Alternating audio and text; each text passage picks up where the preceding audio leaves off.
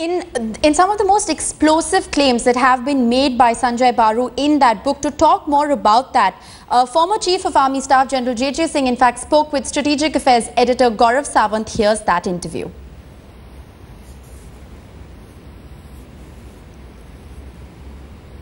In his book, The Accidental Prime Minister, Sanjay Baru, Prime Minister Manmohan Singh's former media advisor, has levelled grave charges about declining military leadership.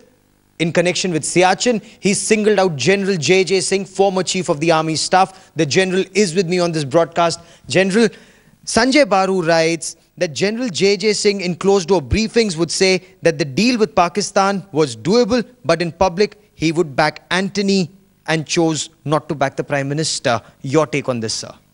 Firstly, who is Mr. Sanjay Baru?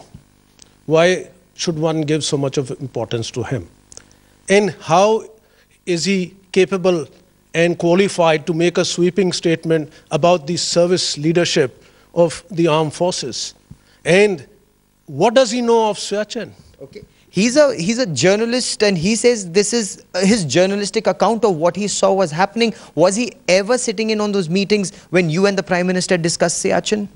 As far as I'm concerned, a number of times I had meetings with the Prime Minister, with the NSA and other important functionaries, including the Defence Minister, the Home Minister. Mr. Sanjay Baru was nowhere present in these meetings. So how does he know what transpired in the meetings on national security matters? All I think he did was, and he's displayed his poor reading of the media by not even knowing that I was a known hawk on Siachen. I said, on no grounds will we withdraw from Siachen unless the Pakistanis first authenticate the ground positions. Okay. And some journalists and some strategists like Noorani and all said General JJ has scuttled the peace talks. So hasn't Mr. Baru read that? What was he briefing the Prime Minister about media? I think such people sitting in air-conditioned offices have no right to talk disparagingly about the services leadership. Enough is enough. Mr. Sanjay Baru, let him come on your channel. I'll challenge him and I'll speak out what I think about him. Okay. Now, when I interviewed you on Siachen when you were the army chief, I remember you very categorically saying no question of withdrawal. But this is your public stand according to Sanjay Baru. Did you ever in private tell the Prime Minister Siachen was doable? Listen, there is nothing private between a service chief and the Prime Minister or the NSA or any other higher level functionary. This is a great and role model democracy in the world, and we are a role model armed forces. There is nothing private.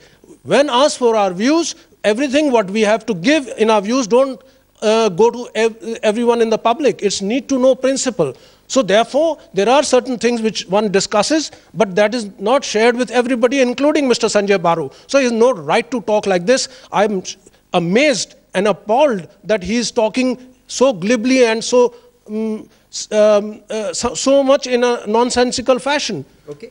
In any of your conversations with Prime Minister Dr. Manmohan Singh, did you say Siachen was doable, that troops can withdraw from Siachen, and change that stance subsequently? Listen, there is no question the Indian Army has had a very sound policy and stance on Siachen. And I reinforced it further. I go back to 1998 when I was ADG-MO and taking part in the composite dialogue with Pakistan, and the talks broke up on the first day. You know why? Because we said, and I emphasized, that unless they authenticate the positions on the ground, on maps, we will not talk of any withdrawal. So that is the way we took a stance that remains so even till today. Even when we were asked that, how about thinking of a kind of a zone of disengagement between the two countries, that kind of an agreement in 1989 nearly took place, because there's a composite dialogue which is taking place. I took part in the 7th dialogue where I told you what happened. So therefore, Sanjay Baru should have highlighted that the first Prime Minister to ever visit Siachen was Manmohan Singh. Why didn't he do that? What kind of a press advisor was he? He has not been fair at all to the person whom he has served. I don't know what kind of loyalty he shows in life to others. But it's a poor example in any case, no matter what it is.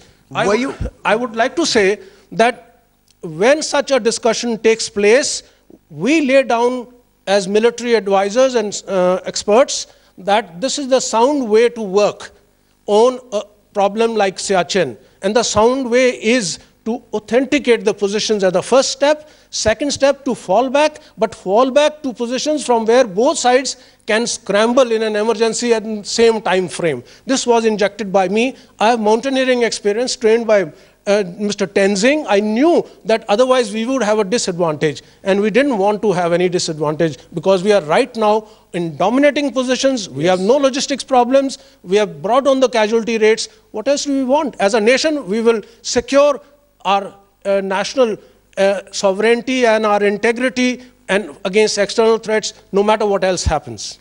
Were you ever under pressure from the Prime Minister personally? Because he wanted to leave his mark. Again, as Sanjay Baru says, that perhaps he wanted lasting peace with Pakistan. And were you under pressure, or subsequent chiefs or chiefs before you, under pressure from the Prime Minister for a deal on Siachen? I can tell you from my side, never was I under any kind of a pressure.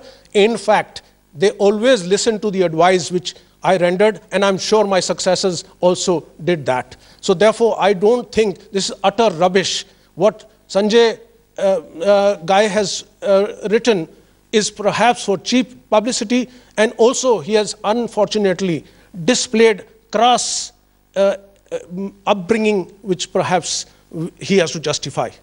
General JJ Singh, for the moment, many thanks for talking to us here on Headlines Today. The General insists he never had double standards on the Siachen Glacier. With cameraman Madan, Gaurav Sawant in Delhi for Headlines Today.